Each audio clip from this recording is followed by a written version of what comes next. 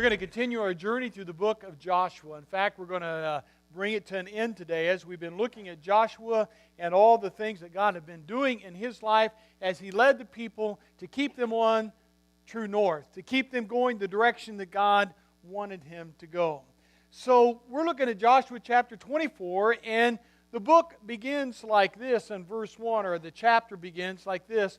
Joshua 24, it says, "Then Joshua assembled all the tribes of Israel at Shechem. He summoned the elders, leaders, judges, and officials of Israel, and they presented themselves before God."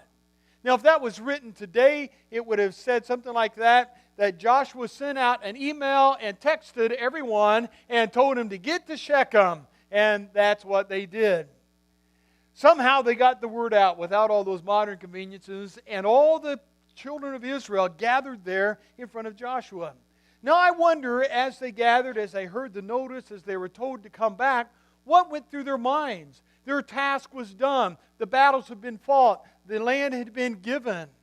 I wondered if some of them said, well, I wonder, has something happened? Is there something bad that's going on we need to know about? Or are we getting called back into battle? Is the army being called back into active duty? What is going on here?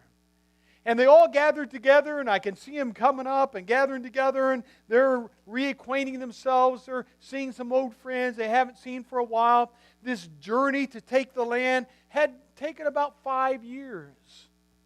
And now Joshua calls them there, and then when he gets them there, he calls the leaders from the tribes, and I kind of see them making their way through the crowd. He calls them down front and said, all right, here's the deal.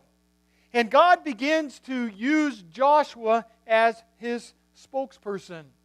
And it says, and the Lord gave this message to them in verses 2 through 13. He basically gives them a history lesson. He summarizes for them what all had happened in their history, starting all the way back with Abraham, which we started this whole journey this year with. Abraham was called out of his land. He uprooted his family. They went to the land of Canaan, the place that God showed him. And then that group of people eventually made their way down to Egypt, where they suffered as slaves for 400 years. And God took care of them, and how He led them out of Egypt, and He took care of them in the wilderness. And as they made their way at the end of 40 years over to the Promised Land, they came across the Amorites, and the Amorites battled them, and God gave them victory over that. And then finally they walked across the Jordan River, and they took the land, and they began with the Battle of Jericho. And from there, God blessed them and their armies, and all the land was given.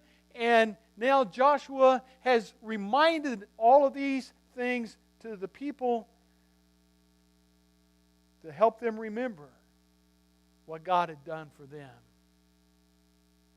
And then Joshua issues a challenge. It wasn't just for the people of his day, but I believe it's a challenge for us today. His challenge is found in Joshua chapter 24, verses 14 and 15. This is what he says as he looks at this group of people. So fear the Lord and serve Him wholeheartedly. Put away forever the idols your ancestors worshiped when they lived beyond the Euphrates River and in Egypt. Serve the Lord alone. But if you refuse to serve the Lord, then choose today whom you will serve. Would you prefer the gods of your ancestors who served them beyond the Euphrates? Or will it be the gods of the Amorites in whose land you now live? But as for me and my house, we will serve the Lord. Joshua is calling for them to make a decision. There's two key words in this passage. One appears only one time, but is the key word, and the key word is this: choose. You must make a decision. You must decide. You can't waver. You can't sit on the fence. You've got to choose what you're going to do. And then he says, here's what you need to choose. Choose this day whom you will serve. I think it's interesting there, he doesn't say, choose this day whom you're going to believe in. Choose this day who you're going to pray to. Choose this day who you're going to make your sacrifices or your worship to.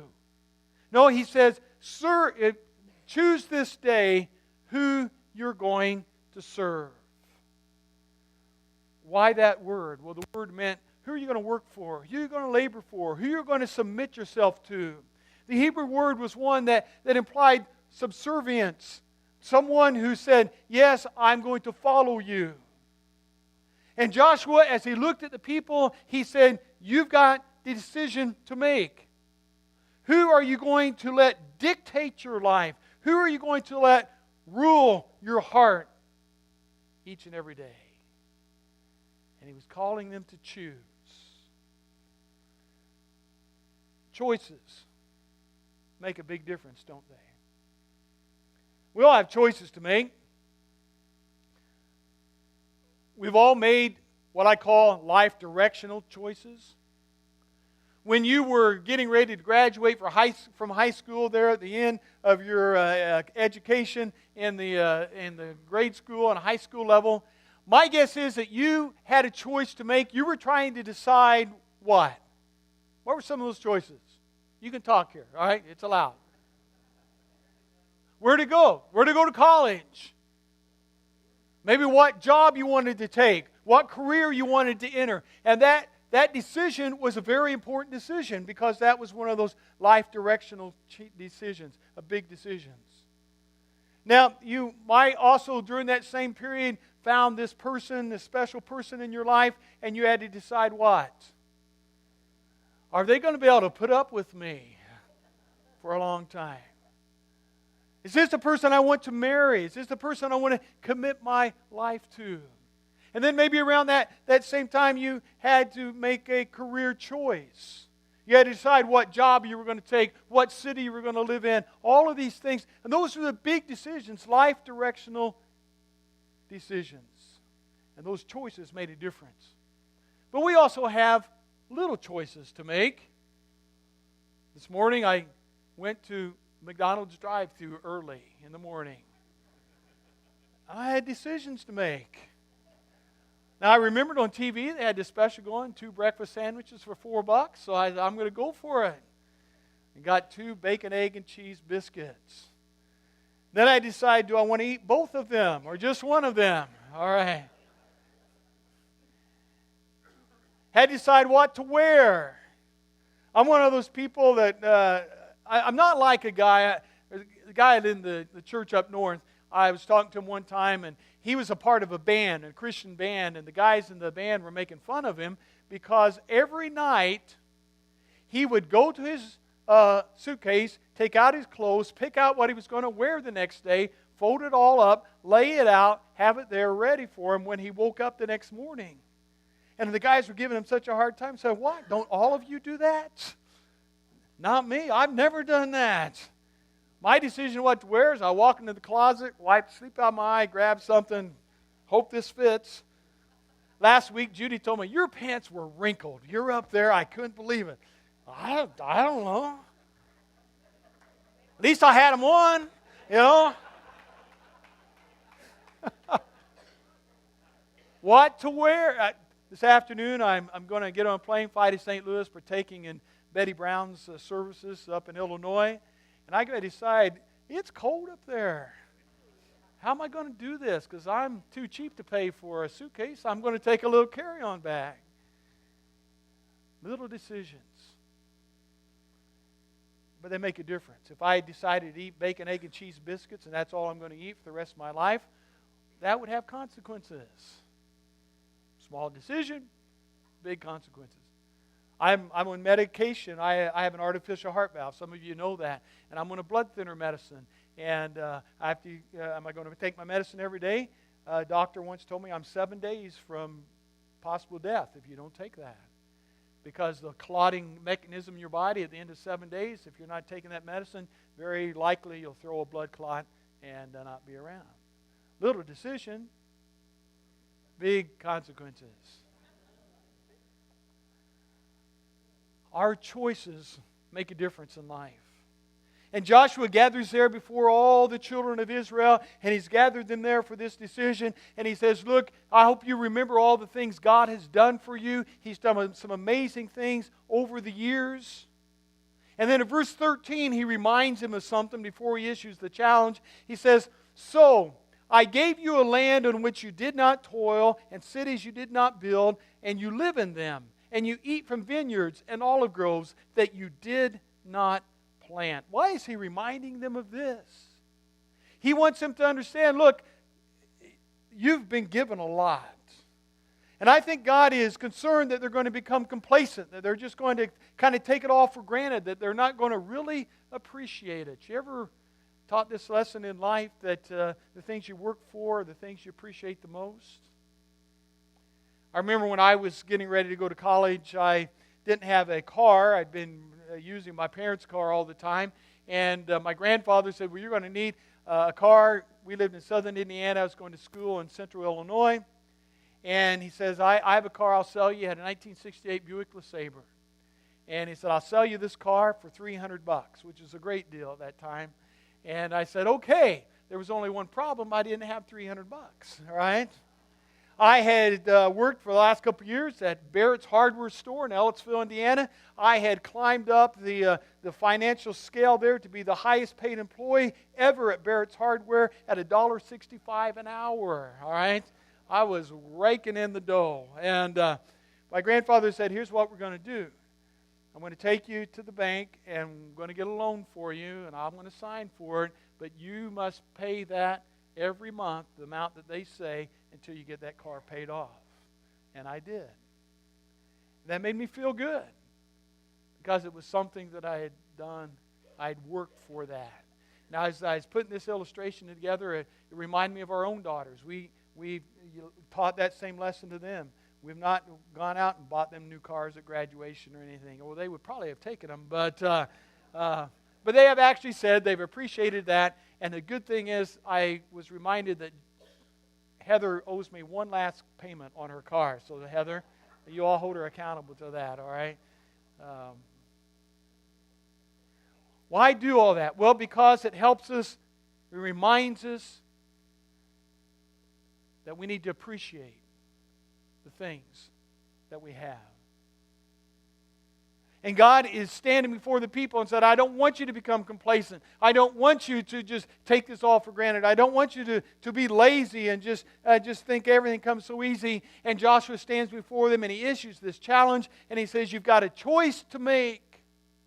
And your choice is going to make a difference. And your choice is this: who are you going to serve?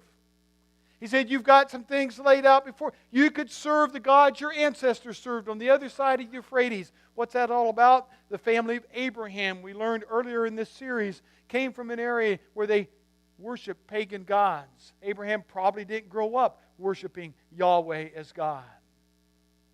Then they moved down to Egypt and had all the gods of Egypt there. And some of them had evidently taken some of them along. And then they moved into the land of Canaan. And there's all kinds of foreign gods around them.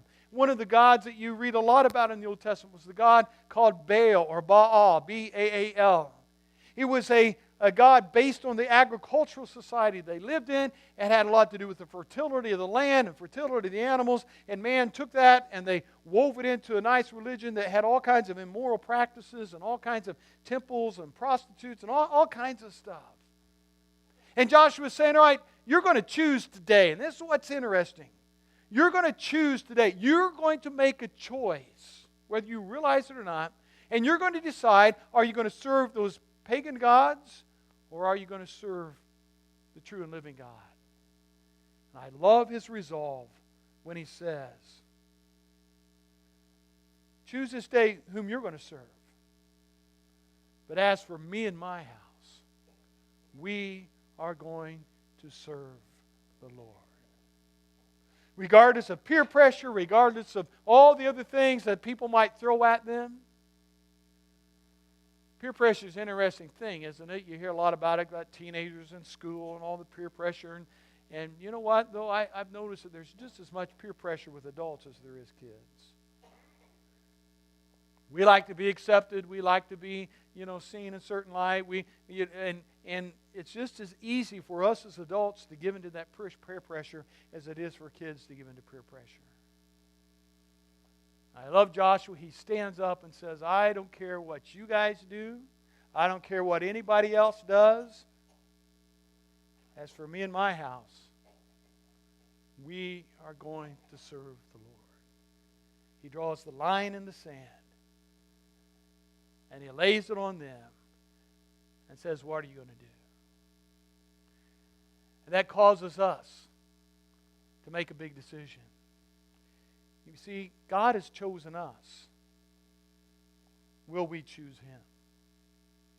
Now, the reason I say God has chosen us is because the children of Israel are gathered there, and God has just recounted the history. How did it begin? It began when God called Abraham out of that land of Babylon and said, come and be my people. And the Bible is a story of God getting the people that He has chosen to be His people. To simply accept Him, to love Him for all the things that He's done. Now, why didn't God just make them His people? Why didn't God just program them in so that they would automatically do all the things and automatically obey? I heard someone sometime ask this question. I thought it was an interesting question. And it was this: if you could give your children a pill, and they took that pill, and once they took that pill, they would never disobey you, what would you do? Well, your first reaction is, give me a whole bottle of them, you know? But when you really think of it, would you give that pill to your child? Probably not. Why? Because you want your child to love you as their choice.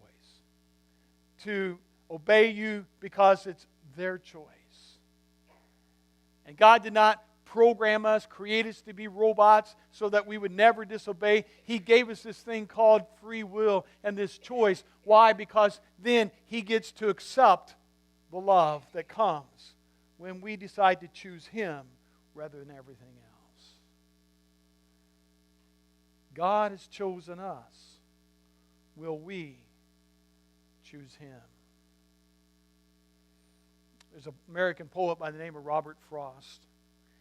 And one of his more famous poems is one that talks about a road. I think it's called The Two Roads or something like that.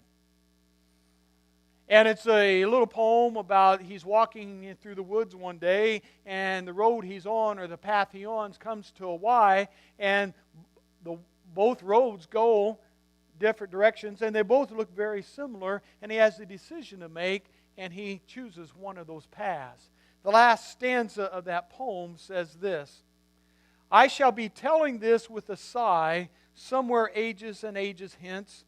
Two roads diverged in a wood, and I took the one less traveled by. And that has made all the difference. Robert Frost, as he looked at his life, he knew that there were decisions to be made, there were choices to be made, and he took a path. And that path made all the difference.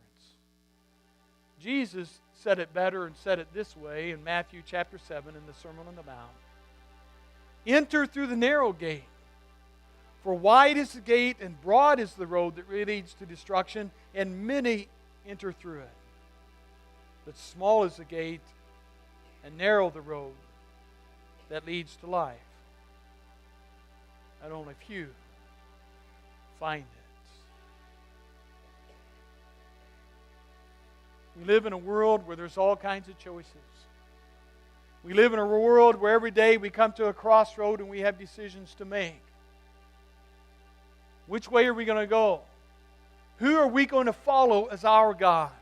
Are we going to follow our own man-made devices and give in to the things that give us temporary pleasure and fulfillment? Or are we going to receive the blessings of God and receive far much more than we ever imagined? And God's message to us is the same message as to the people in front of Joshua. And Joshua's challenge is the same to us as it was to the people that day. Who are you going to choose this day? The gods of your forefathers or the God of heaven? As for me and my house, we are going to serve the Lord. Let's be that house. Let's be that people. Let's pray.